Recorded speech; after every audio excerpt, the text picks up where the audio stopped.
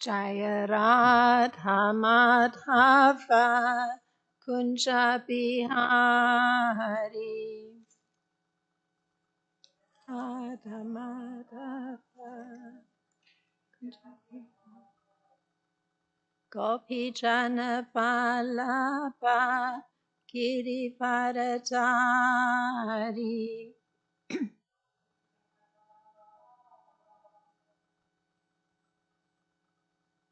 Yasodanandana Prajajana Ranjana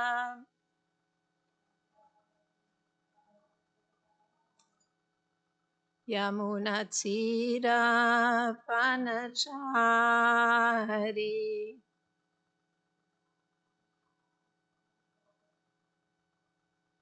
Jaya Radha Madhava Kunja Bihari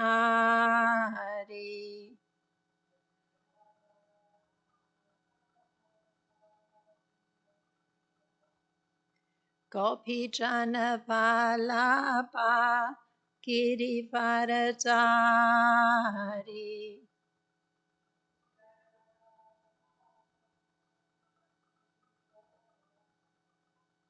Yasodanandana Prajajana Ranjana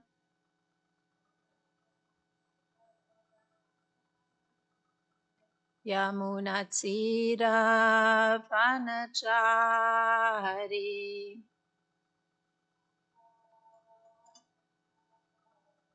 Jaya Radha Madhava Kunja Bihari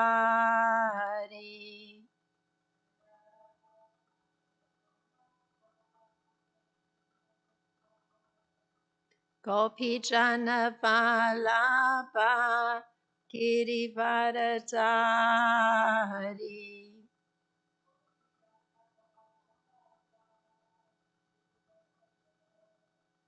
Yasodanandana Prajajana Ranjana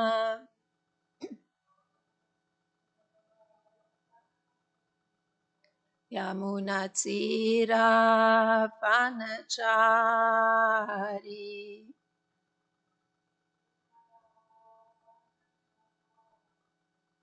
Hare Krishna,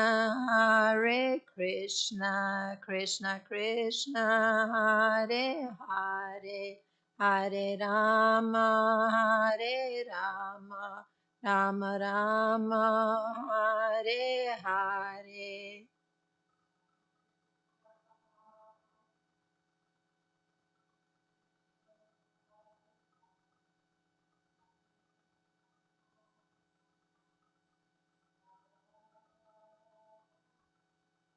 Hare Krishna, Krishna Krishna, Hare Hare, Hare Rama, Rama Rama, Hare Hare.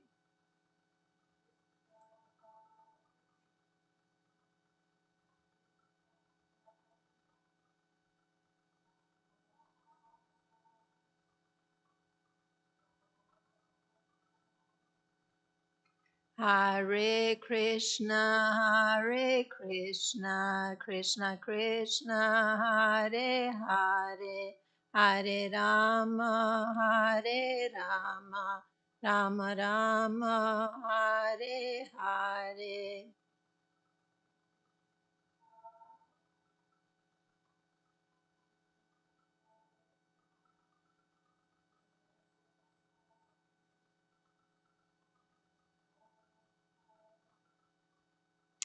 Kishore Kishori Ki Jai.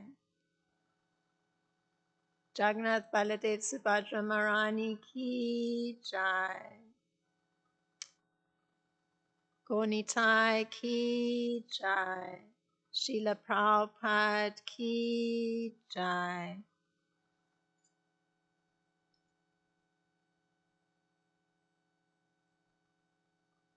Om Namo Bhagavate Vasudevaya.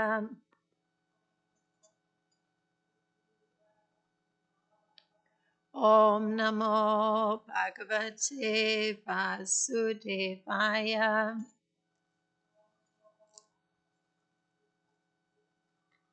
Om Namo Bhagavate Vasudevaya.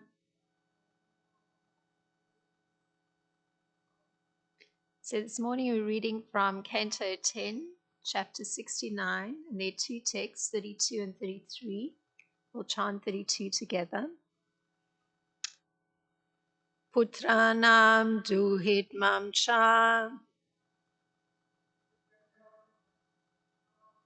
kale vidhi upayapanam darai varaista sadrishai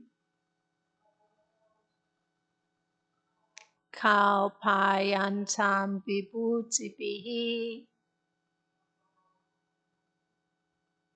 Putranam duhit mam cha kale vidhi upayapanam darai varaistat sadrishai kalpayantam vibhutibihi Putranam duhit mam cha kale vidhi upayapanam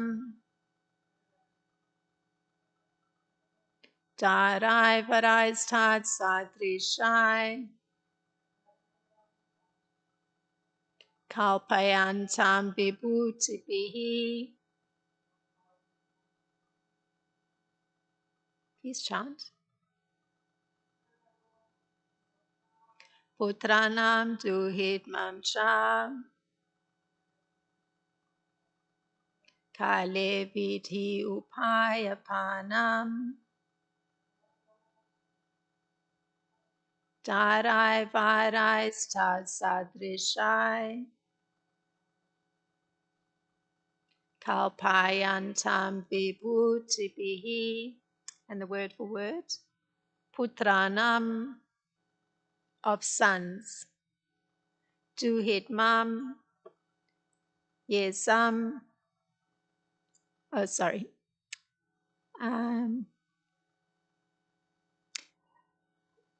duhit mam yesam loka vishishmire,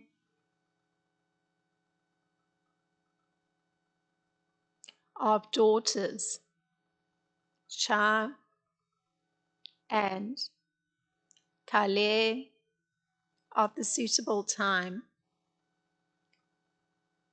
viji, according to religious principles, upayapanam, getting them married, darai, with wives, varai, and with husbands, tat, for them, sadrishai, compatible, kalpayantam, so arranging, vibhutibihi, in terms of opulences. And the translation for text 32 by the disciples of Srila Prabhupada. Narada saw Lord Krishna engaged in getting his sons and daughters married to suitable brides and bridegrooms at the appropriate time, and the marriage ceremonies were being performed with great pomp. Purport by the disciples of Srila Prabhupada. This translation is based on Srila Prabhupada's Krishna, meaning Krishna book. The word Kale here means Lord Krishna arranged for his sons and daughters to be married when each of them reached the proper age. And then text 33, Prastapanopanayanair Apachyana Mahotsavan Vikshya Yogeshvare Shashya Yesham Loka Vishishmire. And the translation for text 33 is as follows. Narada observed how Sri Krishna, the master of all yogic masters, arranged to send away his daughters and sons-in-law, and also to receive them home again at the time of great holiday celebrations. All the citizens were astonished to see these celebrations. Om Jnanatimirandasya Gananjana Shlakaya Chakshurinmilitam Yena Tasmai Shri Gurave Namaha Shri Chaitanya Manopistam Stapitam Yena Bhutale Svanrupa Kadamayam Tadati Swapadantikam Vandeham Shri Guru Shuta Padakamalam Shri Guru Vaishnavanscha Shri Rupam Sagrajatam Sahaganu Ragitam Vitam Sajivam Sadvaitam Savadutam Parijana Saitam Krishna Chaitanya Devam Shri Radha Krishna Padan Sahagana Lalita Shri Vishaka Vitam Sha. Hey Krishna Karuna Sindhu Dina Bando Jagatpate Gopesha Gopika Kanta Radha Kanta Namostute Tapsa Kanchana Gorangi Radhe Vrindavaneshwari Vishabhanu Sute Devi Har Pranamami Hari Priye. Panchakalpataribhyascha kripa sindhibhyeva cha patitanam pavanebhyo vaishnebhyo namo namaha. Nama Om Vishnu Padaya Krishna Prasthaya Bhutale Srimataram Padaswami iti namine. Nama Om Vishnu Padaya Krishna Prasthaya Bhutale Srimata Bhaktivedanta Swami iti namine. Namaste Saraswati Deve Gauravani Pracharine Nivishesha Sunyavadi Paschatya Deshatarine. Jai Shri Krishna Chaitanya Prabhu Nityananda Shri Advaita Gadadhar Shivasadi Gaura Bhakta Vrinda. Hare Krishna, Krishna Krishna, Hare Hare, Hare Rama, Rama Rama, Hare Hare. So, good morning. So, for text 32, there's the following commentary of Srila Vishwanath Chakravarti Thakur. These are his words. Quote, Krishna married his sons and daughters according to religious principles. And the word in the verse that we'd read was Vidhi Upaya Panam. So those are religious principles. Using many opulent materials, and that is Vibhuti Bihi. So that's a commentary of Srila Vishwanath Chakravarti Thakur, very simple. And in a similar vein, Srila Prabhupada writes this in Krishna, the Supreme Personality of Godhead. So quoting Srila Prabhupada, Narada saw Krishna engaged in getting his sons and daughters married with suitable brides and bridegrooms in due course of time. So that was also quoted in the purport by the disciples of Srila Prabhupada in the purport to text 32. So that's close quote, that was Srila Prabhupada. So these suitable brides and bridegrooms are described as boys and girls of a similar disposition.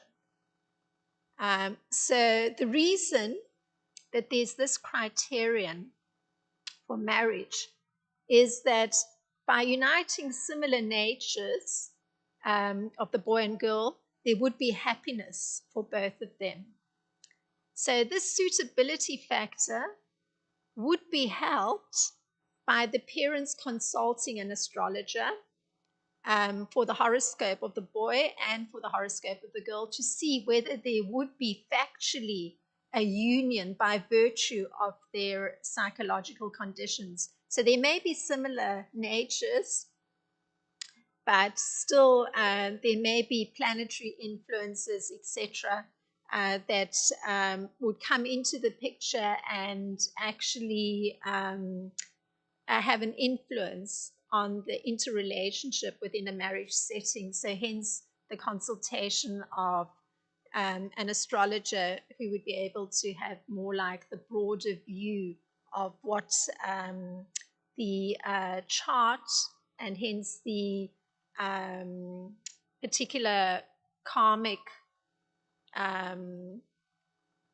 actions and reactions would be awaiting each of the individuals in their lives, and how this would play in their relationship with each other. So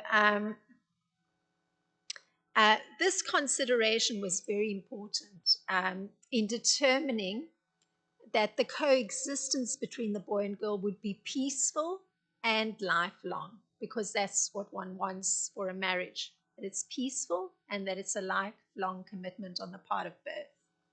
So other religious principles, because we hear in Krishna married the sons and daughters according to religious principles. So this is one of them, that compatibility of similar psychological natures, the consultation of an astrologer to determine that in fact that compatibility would allow for a peaceful and harmonious and lifelong union.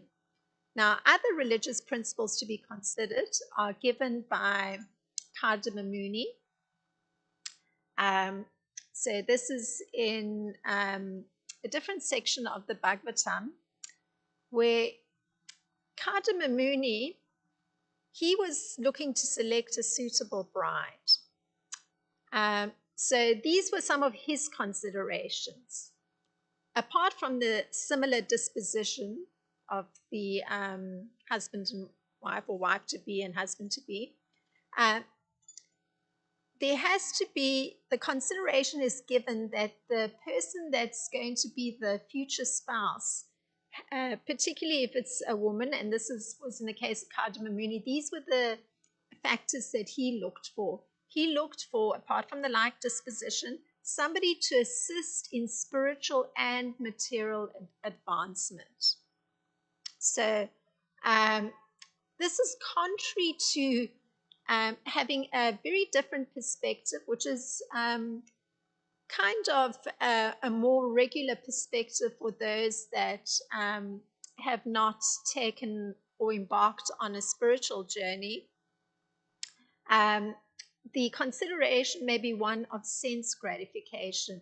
So that means that what will be considered is the beauty or supposed beauty of the future spouse or their attractive features. So that's considered to be focused more on looking at how to gratify one's senses. So that might be an important consideration if one's not on a spiritual journey. But in the case of Kardamamuni, he specifically specified three things: the like disposition, and someone to assist in spiritual and material advancement. So you can see the focus is very much on the interdependence between the two persons.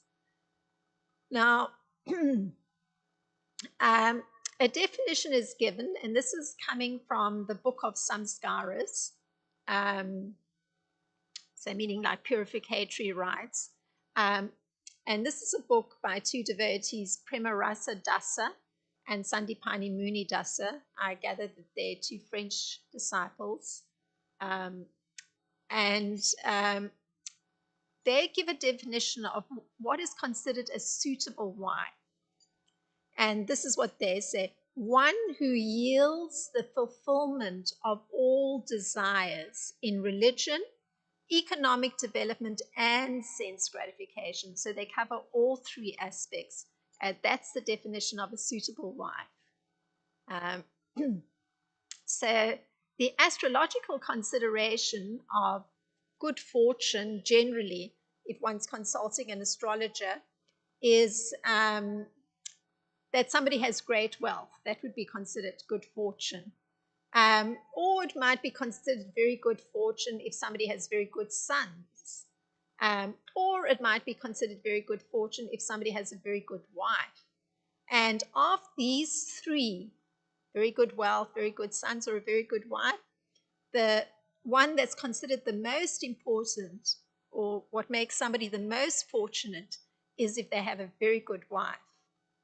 So it's because of the reliance of the interdependence in one's spiritual material advancement. There has to be somebody who's cooperating with one. So from the perspective of looking at this future, I mean, it's a purificatory right to go through a marriage ceremony. That consideration of the wife being a very good candidate, again, it's very much that interdependence factor of being able to assist in material and spiritual advancement and sense gratification. So it's not like exclusively the one or the other, which is as I was pointing out, looking says is more common if one's not on a spiritual journey to look at the sense gratificatory aspect, merely the physical features. So naturally, that's quite a superficial view. Now, Lord Krishna is described as getting his sons and daughters married. So generally, the parents of a young girl choose the husband. So this is made possible because society is so structured that families are generally well acquainted with one another. So this is possible when there's living according to Varna Ashram principles, because generally you're going to be in a community of persons that are also practicing spiritual life. So hence one will be acquainted with other families. So this is in a perfect Varnashram system. So therefore, it's not so difficult for the parents to choose a husband for the young girl, because they'll know other families and will be acquainted, well acquainted with them. So of course, that doesn't mean that the astrological consultation doesn't happen. That still has to happen. Now, there's a description of, in the Bhagavatam, of Swayambhuva Muni, who was offering his daughter to Kadama Muni. So I mentioned what Kadama Muni's criteria were for a perfect wife: the like disposition and being able to assist with material and spiritual advancement. So Swayambhuva Manu, he was actually a ruler, and he brought his daughter to Kadama Muni. So this is what he says to Kadama Muni. So it's the father approaching the prospective bridegroom.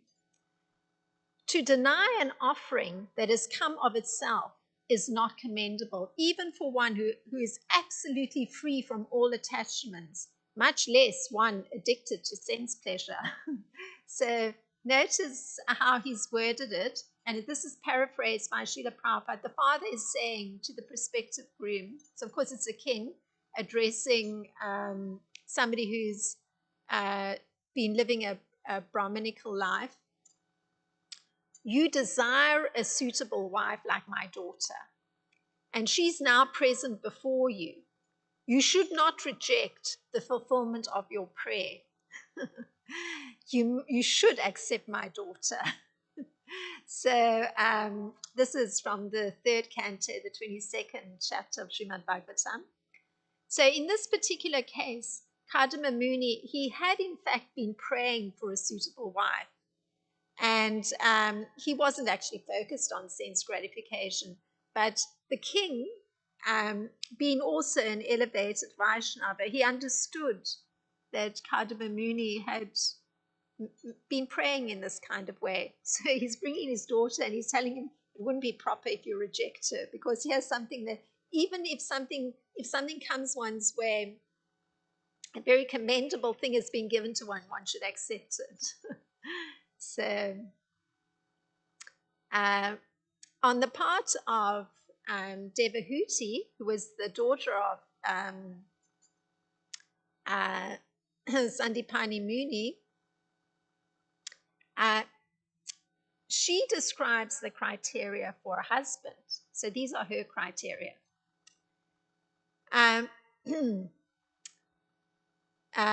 So not her criteria, but rather the king communicating to Kadamamuni what are the qualifications of his daughter. And so this is how the king puts it.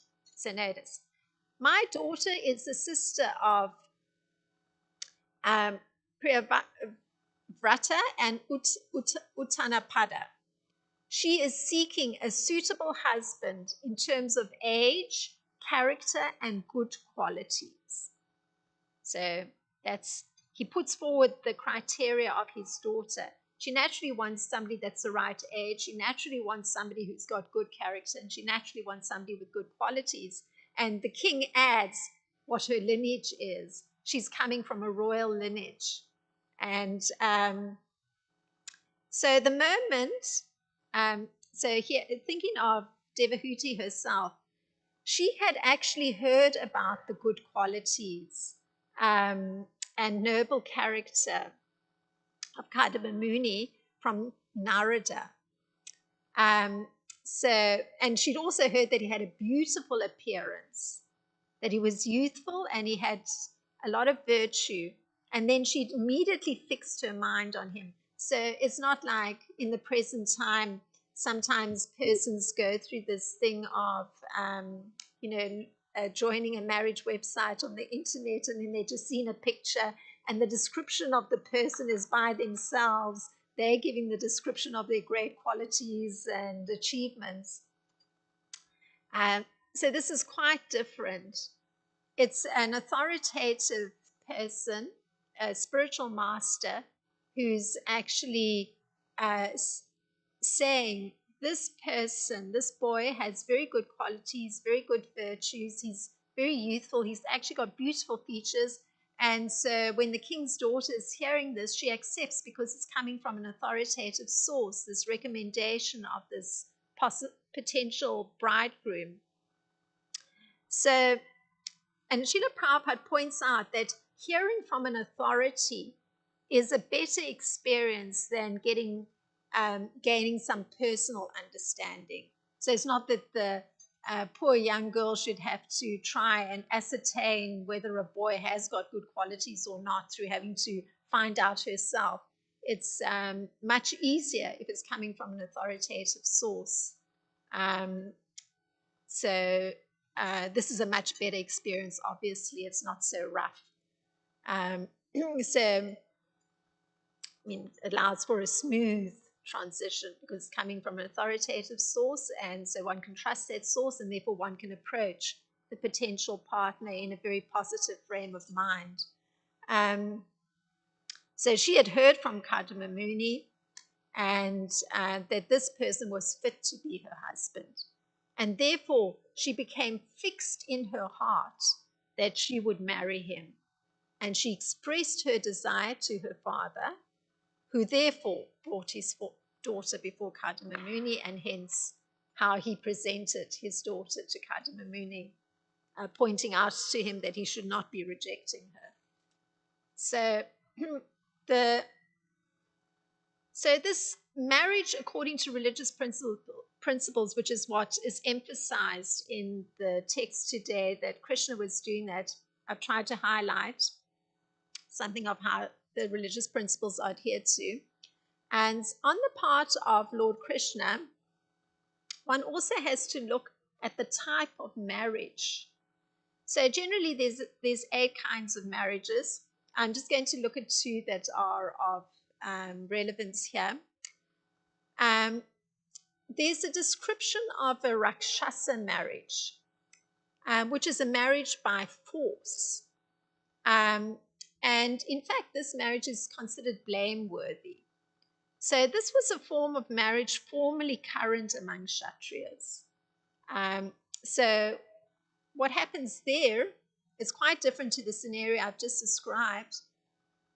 A young girl is kidnapped from another family, after which a fight ensues where opponents to the kidnapper engage in some sort of battle. And if he wins, he's allowed to marry the girl that he kidnapped from the family. And There's another blameworthy type of marriage, and this is called paishacha. So in this particular blameworthy marriage, so these are the only two that are like have this blameworthy component. I'm highlighting them as well. The suitor flees with the young girl while her relatives are asleep or not paying attention to her. So this marriage is considered a kind of cheating. So this outline of these two marriages, it's also coming from the book of Samskaras.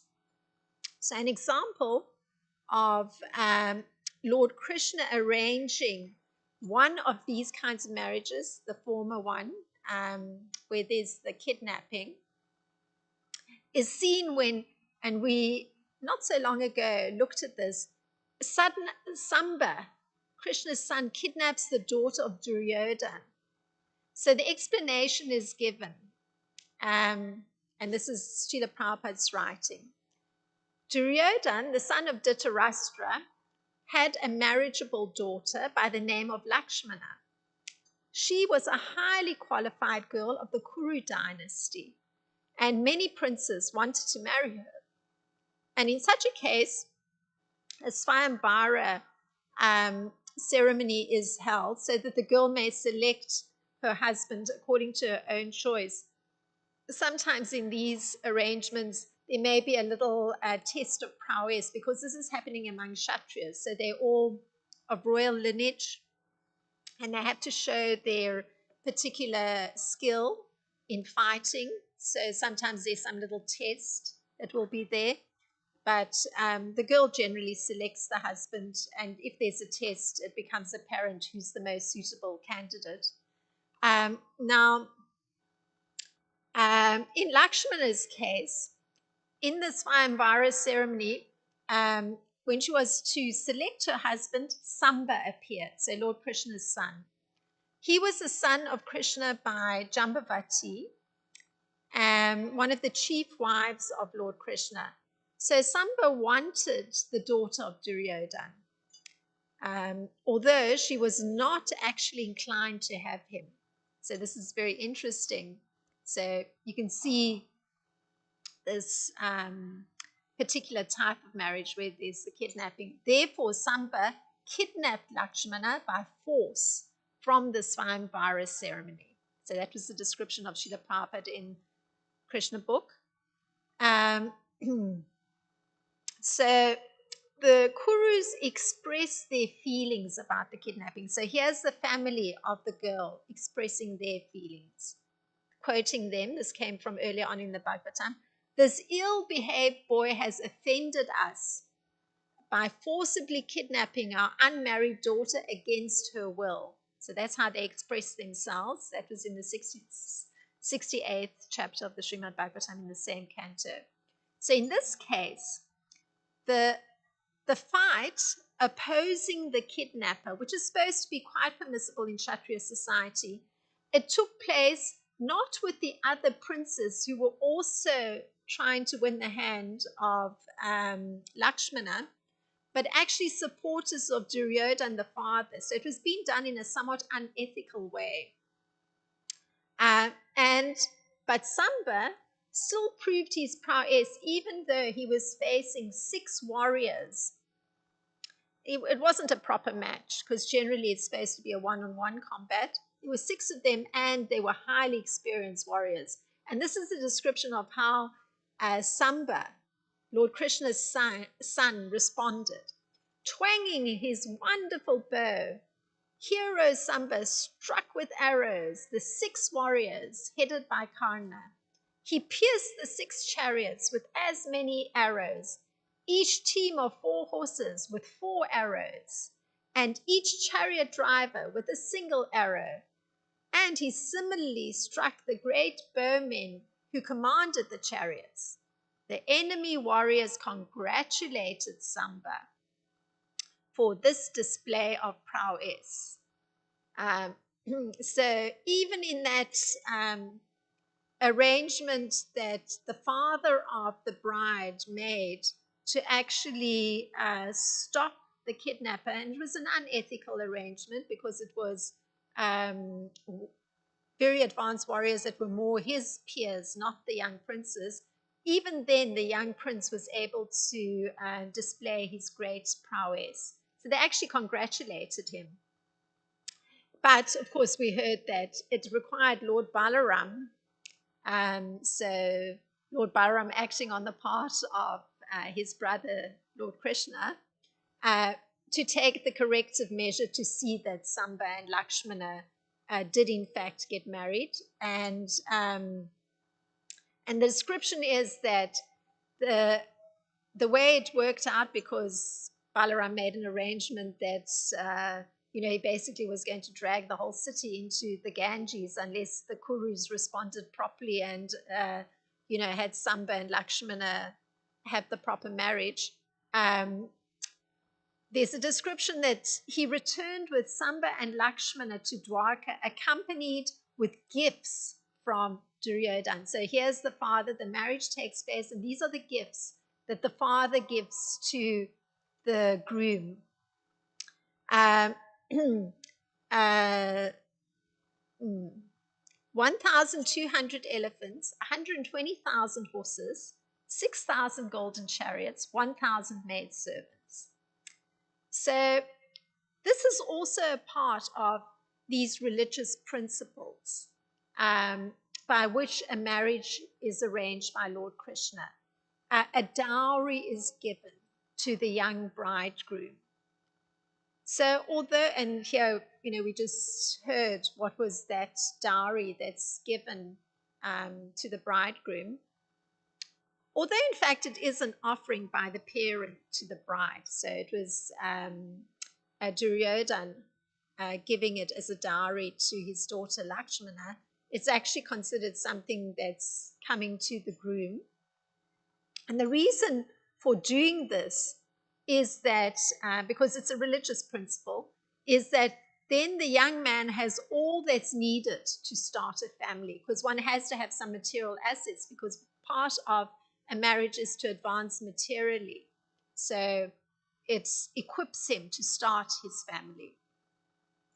Srila Vishwanath Chakravarti Thakur, he mentions the use of opulent materials. That was in the commentary on text 32, that Krishna, there was the use of opulent materials, and we hear some of them in this particular arrangement of Krishna to have his son get married. I mean, it was quite a complex situation, as I've described, and basically the uncle, Lord Balaram, intervening to help the arrangement work out. So one of the religious principles is that the young bride is dressed very richly and also has very opulent adornments.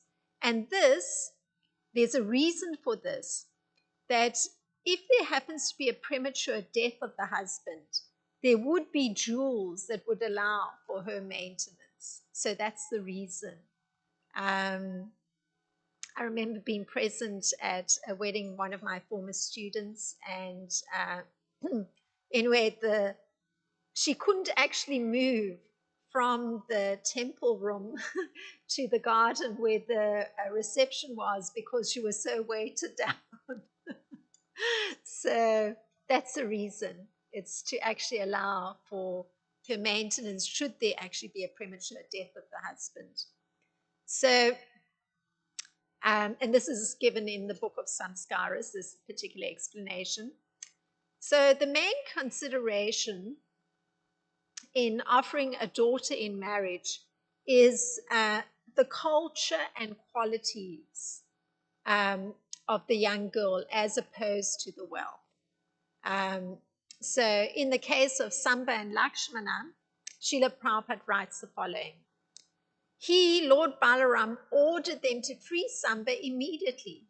The Kauravas became superficially insulted by this order, so they challenged Lord Balaram, or his power.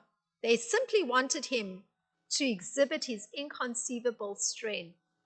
Thus, with great pleasure, they handed over their daughter to Samba, and the whole matter was settled. So Duryodhana, being affectionate towards his daughter, Lakshmana, had her married in great pomp. So that's the thing.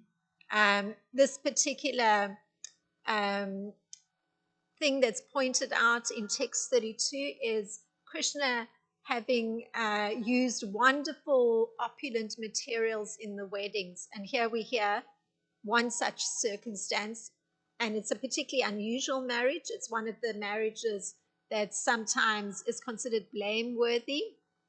It all comes together very beautifully with Lord Balaram's intervention. So that in fact the marriage is done in great pomp. That's the description. So in fact, Lord Balaram was very satisfied after this great reception. The proper dowry being given to Lakshmana from the side of the Kurus, and he accompanied the newly married couple as they started towards the capital city of Dwarka. So that's described in the 68th chapter of the Srimad Bhagavatam. So Srila Vishwanath Chakravarti Thakur, he comments on text 32.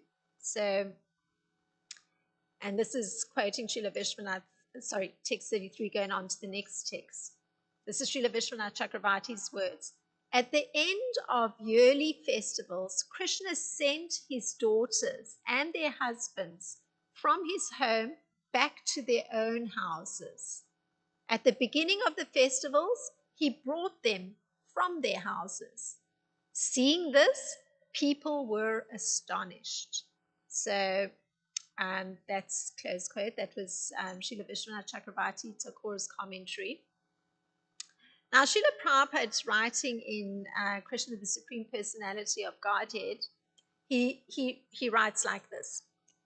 In one palace, Krishna was found, because Narada is observing this, was found bidding farewell to his daughters. And in another palace, he was found receiving a daughter-in-law. People throughout the city were astonished to see such pomp and ceremonies. So everything is very grand, because after all, Krishna's playing the role of a king. So it's all with all the royal paraphernalia. So that's Srila Prabhupada writing. Thus, a certain way of doing things was being established in the society, because Krishna is showing all this amazing arrangement that he's making, giving away a daughter, welcoming a daughter-in-law.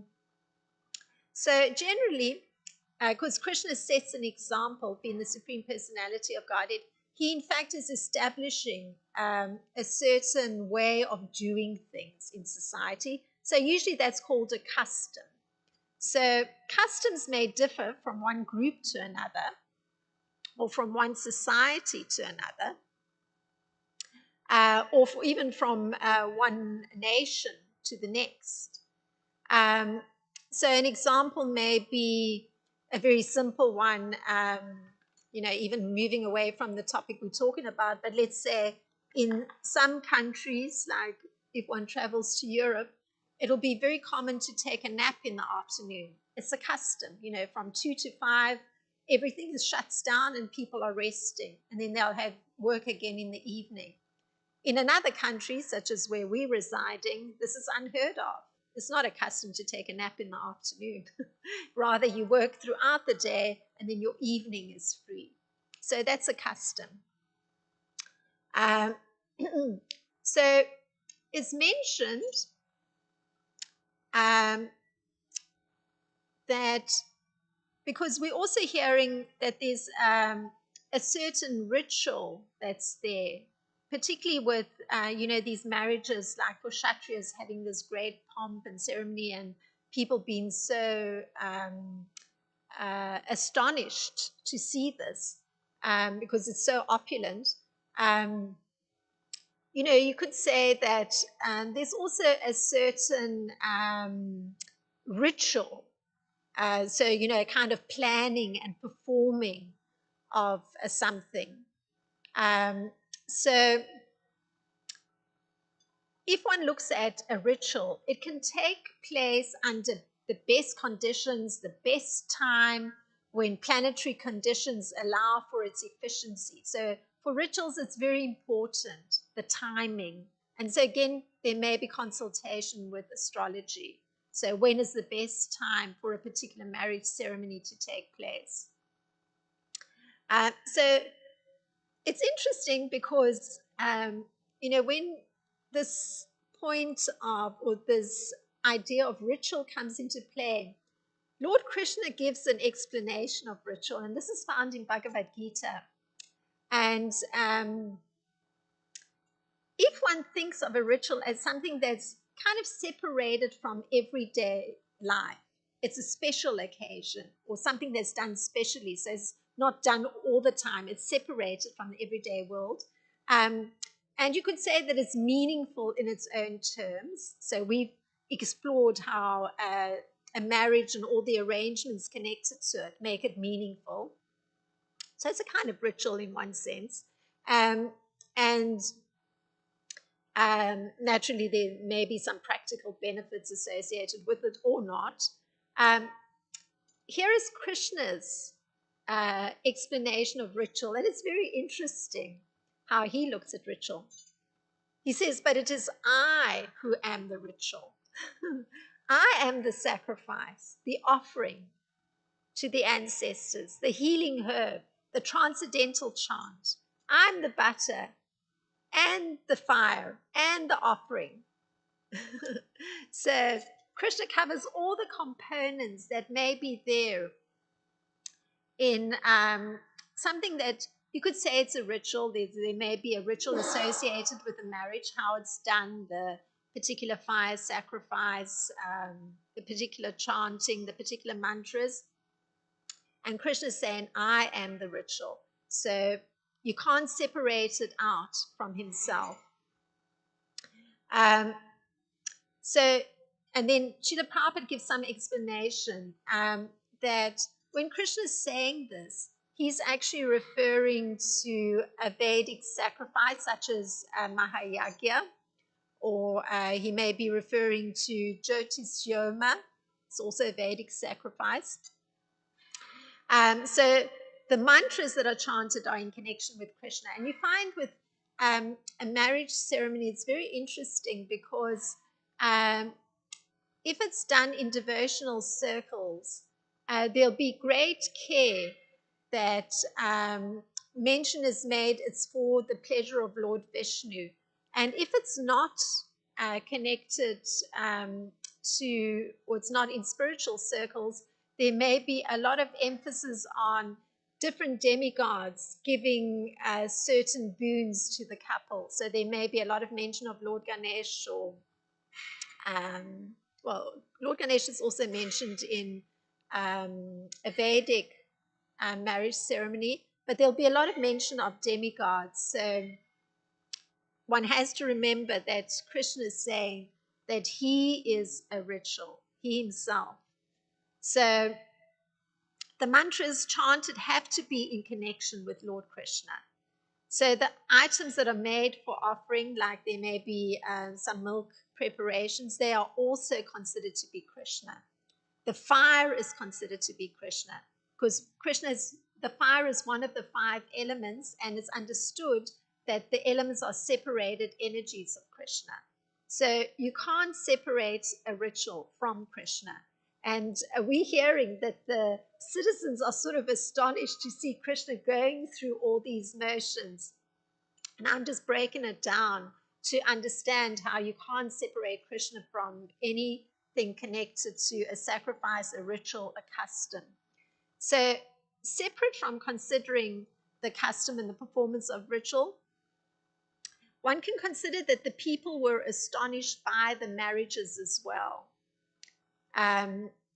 Because we're hearing that there was great pomp. And they were also astonished by the coming and going of the different daughters or daughter-in-laws. So Krishna's, going through all the customs, and they're sort of amazed. And the reason for this is because there's an understanding by the people that Krishna is the master of all yogis. So it seems unimaginable that he's going through customs and the rituals. So I'm trying to sort of put it into perspective, just understanding what is Krishna's position. that, you can't separate him out from the rituals and the customs. So Krishna is usually referred to as the master of all mystics, since he has to be understood um, not directly, but through the spiritual master. So just as, we were hearing how Narada Muni actually gave the information to the young princess of who would be her suitable husband. So he's the authoritative figure. So in the same way, one actually has to understand through the spiritual master about Krishna. So then it's much easier to comprehend this notion that you can't separate him out from the rituals, the sacrifices, the customs.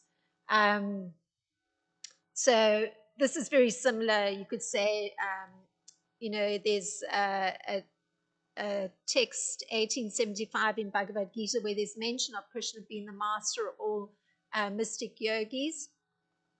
And in the purport, Srila Prabhupada explains that Arjuna was able to hear Bhagavad Gita and comprehend it because it was coming from Krishna acting as his spiritual master. So in the same way, one has to hear about all these rituals, arrangements, these customs, and receive it through the spiritual master, so it actually then doesn't get separated from Krishna. It's understood that Krishna is a complete part of all of this. So I've tried to do a breakdown of these two verses, and if there's any comment on the topic or some query on the topic, please feel free. And the microphone's there on the desk, if anybody would like to comment anything.